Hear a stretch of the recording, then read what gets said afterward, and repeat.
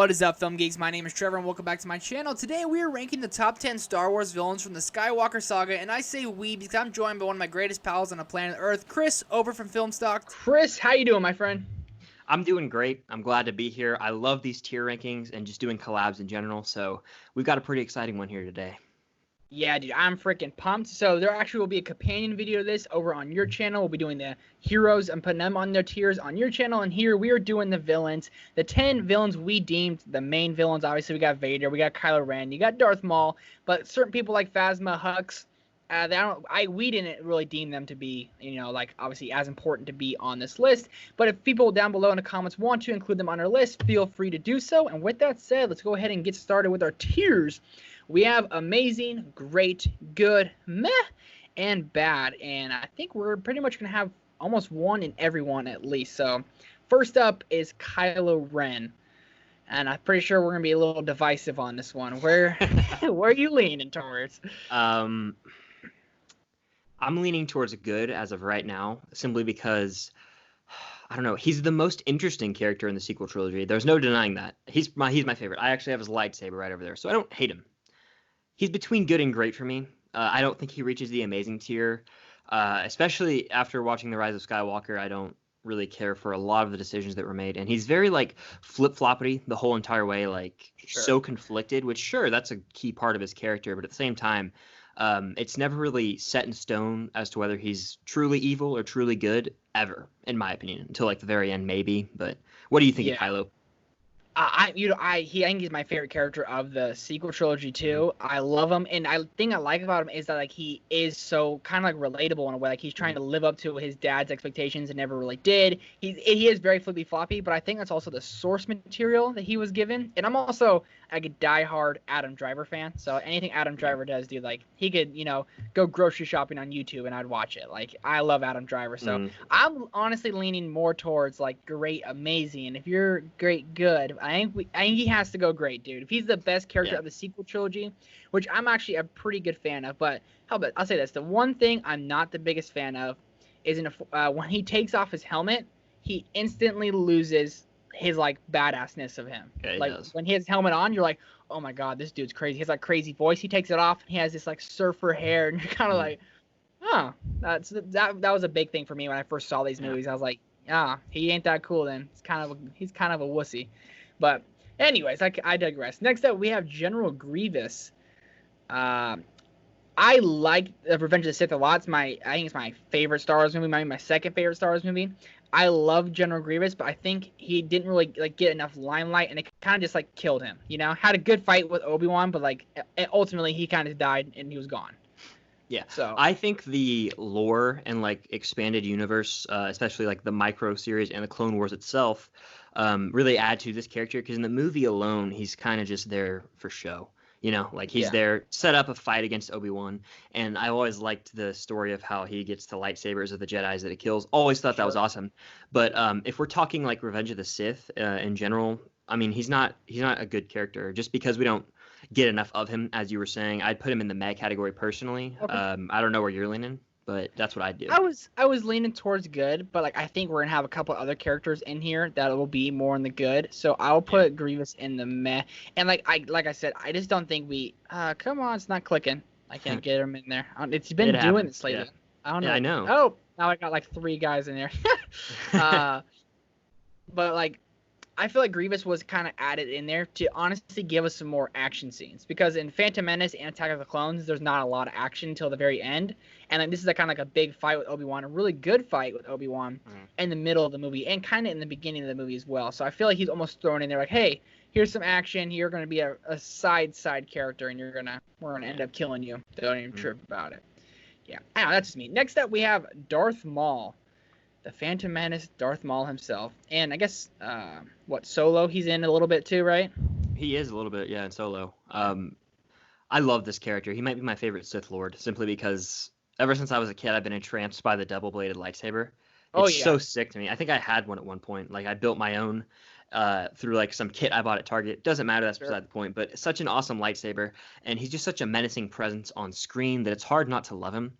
So at the same time, I have to look at him as a character, though, and I do have to acknowledge that he's not truly fleshed out in the Phantom Menace itself, we don't Yeah. get enough of a background and like a inspiration for why his character does what he does. So I'd probably just settle for good. In the Okay. movies, at least, he's held back from great. If we were talking the Clone Wars, he might even try and make the push for amazing. But I believe we're Yeah. just talking about the movie iterations of the characters, right? Yeah, exactly. Yeah. Oh, So yeah. I mean, if we're just looking at the Phantom Menace, I'd settle for good. Yeah, and I think you kind of nailed it on the head. Or hit the nail on the head, whatever the Yeah. saying is. I think Darth Maul really like he's not into Phantom Menace too much. It's more like like Qui-Gon and Obi-Wan and young Anakin and all that. And when Darth Maul is in there, obviously he's badass. He kills Qui-Gon. It's a really cool scenes, but it's more of like he's out there. It's more of like an aura about him rather than like a fleshed out character development. So I think good probably it's a good spot for him there. All right, Darth Vader. We're just gonna put him in the bad and call it a Yep. day. Move on. Who's after perfect. that? Exactly. Nah. Exactly. Darth Vader to me is one of my favorite movie villains of all time. If he goes there, yep, there he is. He went there. It has to be amazing. He has to be. Yeah, he's the anchor of the entire Star Wars universe, in my opinion. Like everything's Yeah. kind of based around this character, especially if you take into account the prequels, seeing his turn into Vader. He's delivers one of the most iconic lines in all of cinema, so it's hard not to put him in the amazing category. He's great, Yeah. dude. I mean, no, he's fantastic, is what he is. Yeah, there's a category above amazing. He goes in Right. that. Like he is top tier villain in history, cinematic history, and like you said, obviously the most iconic line, "No, I am your father." Man, that is just oh my god, gets me in my feels. But like also when you watch A New Hope, like I'm watching it with my girlfriend for the first time. I think I've told you a little bit about that. But like when Darth Vader comes on screen, you don't really know who he is the first time, but like you just feel like that guy with the helmet's here to play. Like he's here to kick some ass, and precisely that's what he does. He's up there with like him and Thanos, like favorite all-time villains for me, man. So you got Darth Vader has to be like top tier, god tier, you know. All right, next up we have Boba Fett. Bilbo Baggins. Yep. No, I'm just kidding. Yeah, Boba Fett. Boba Fett, I would put in the good category simply because he's another one of these characters that we just haven't seen enough of. Like, he's more of a cultural icon than an actual, like, great Star Wars character because he has, like, 2 lines in Empire, I want to say. And he's obviously responsible for taking Han Solo after he's put in carbonite. But at the beginning of Return of the Jedi, he dies in the first, like, 45 minutes at the Sarlacc pit. So it's kind of like, okay, this character is really cool and there's a lot of mystery around him, but we don't know enough about him and he doesn't really do that much. So I'd put him in good, but like I might even go meh if depends on what are your thoughts? What are your thoughts? I'm leaning towards meh, and for a reason you really said, like he isn't in it, and like trust me, like Boba Fett, like when I played Star Wars Battlefront as a kid, he was the fun guy to be because you could fly around in a jetpack and shoot people, you know, like he's more of like again kind of an aura, like you see him like this guy's mysterious, but his character wasn't fleshed out quite enough at all. So I'm honestly this is like a childhood favorite villain, you know, but I think he has to go meh just because meh with it, yeah. I'd go meh. How little he does. Yeah. Okay. And then now his daddy, Jango Fett. I'd say the same thing. I mean, like I think so. Meh as well, just because Jango's really awesome, and I loved using him in the Lego Star Wars video games. He had the double, he had double blasters and the jetpack. He was awesome, yeah. But the character itself, he's really just there to act as the source of like breeding for the clones, right? They use his DNA for all the clones and attack the clones, and then Mace Windu chops his head off and wipe your hands at them, he's done. So I don't think he can reach the good category simply because a lot of these villains aren't really fleshed out enough. It hurts me to say that. I love Star Wars, but it's the truth. Yeah. Well, and if you're gonna compare them to like Darth Maul, that's a big step up compared to these 2 other guys, you know. Oh yeah. And like Darth Maul again doesn't have like they all have something in common. Not a lot of screen time, but like Darth Maul has much more than both of them, you know. But Jango does have something cool, obviously, like in Attack of the Clones. He fights Obi-Wan like the middle of the movie, and at the end, but like I like that. Yeah, but Mace Windu, chopped off his head. Bye. Next up, Count Dooku. Thoughts? All right, so I hate to keep doing this to these Star Wars villains, but like Count Dooku, I don't know. Maybe I'd say good or meh, not great at all. He's a really solid Star Wars villain. You get the cool fight with him in Attack of the Clones where he fights Obi-Wan and Anakin. He takes both them out, and then he fights Yoda. And you also get to see more. You get to see more of him outside of the movies. In Revenge of the Sith, he gets offed in like the first 20 minutes. So Yeah. I think that Christopher Lee plays him to perfection. Rest in peace. That Mhm. man is a legend. He's played various iconic Like, characters. Yeah, oh yeah. but I don't know the character itself. Darth Tyrannus is like his formal name. I don't know. I just don't love him. So I'd go meh or good. What about you? I have to lean to good just because like I don't there's certain things like how badass he is in those fight scenes. Like even Revenge of the Sith, like he whooped up on Obi-Wan and like Anakin obviously Yeah. he took him out, but like in Attack of the Clones, again, Count Dooku was like, again, as a kid, you're kind of like, oh my god, it's Count Dooku. More of like that scary guy, and I don't know. I like Christopher Lee as an actor. Obviously, he plays Sauron in Lord of the Mhm. Rings, and the scary dentist in Charlie and the Chocolate Factory, but here, I don't know. Don't want to lean towards meh, but I'm like, if there was a category between meh and good, I would pick that. But I would go good, and here's why.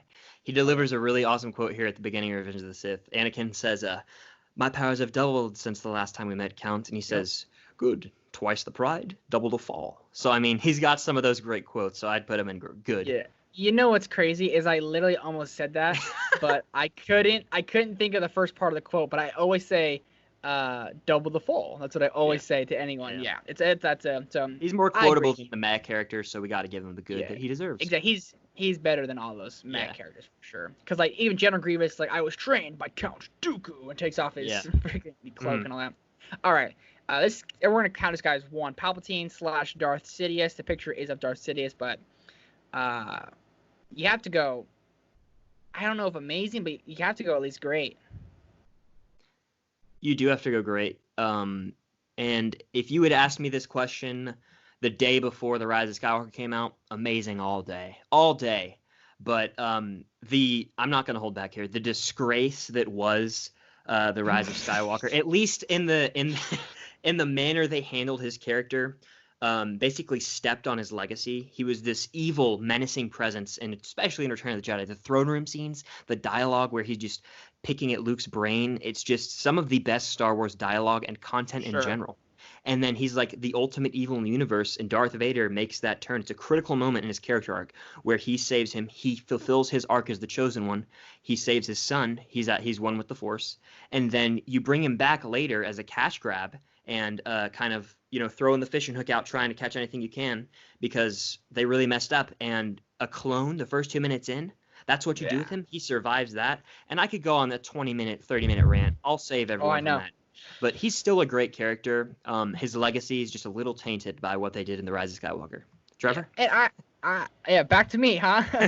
I agree. I'm one of the ones who enjoy Rise of Skywalker. I know, feel free to dislike this video, but the Darth Sidious thing, even in the marketing for it, I was kind of like, what are we doing? Hasn't been mentioned really once in this sequel trilogy, so why are we bringing it back? And so you lean towards good or great? I am leaning towards great. Like I said, he's so fantastic. He's the mastermind behind Order 66. So like you have to give him credit there. Like there's so much depth to his character. Just one movie kind of messed up his legacy a little. So he's not quite amazing. I mean, well, it's not even his fault. That's the writing. That's the writing room, which still applies to the character, but I know. So it technically isn't his fault, but like in Revenge of the Sith, I don't know. I want to lean towards amazing. I really do, because like Revenge of the Sith, he's Palpatine. And he's basically getting Anakin like under his wing the whole time, basically just manipulating Anakin, who we all love from the first couple movies, even though he doesn't like sand, he's kind of weirdo, but we all love him still, Yeah. But like then he becomes, I am the Senate. These awesome things, Do it. Yeah. I mean, we can leave him in great. We can leave him in great for sure. Yeah. All right, next up is Jabba the Hutt. Not a very popular character, but kind of like one of the most iconic as well. I'd go good with Jabba. That's just my opinion, because I think that, especially in Return of the Jedi, like the scenes we get with him, he's just so slimy and evil. The way he treats Leia and everything. He's like, Jabba, what? Like I cannot. You should, if you want a good impression, Bill Hader does the best Jabba the Hutt impression. But he's just like this gangster crime lord who I've always enjoyed. So I'd go good. But if I'm gonna compare him to Count Dooku and Darth Maul, is he on the same caliber as them? That's where I'm kind of like, I don't know. Thinking he might be below it. Is that what you're saying? I don't know, because like Jabba the Hutt, like everyone knows who Jabba the Hutt is. If you don't watch Yeah. Star Wars, you know who Jabba the Hutt is. He's a big weird slug dude, whatever he is, and he's not like a badass villain. He's like a mastermind. Like he's playing the orchestra, as Steve Jobs says. Like he plays the orchestra. He's not playing the instruments, and people respect him, and he's so powerful without really being like a strong, powerful character. So like that's what, to me, that's more of a powerful villain than the guy who's the muscle, the brains behind that. That's like, that to me is more valuable. So that's what I'm leaning.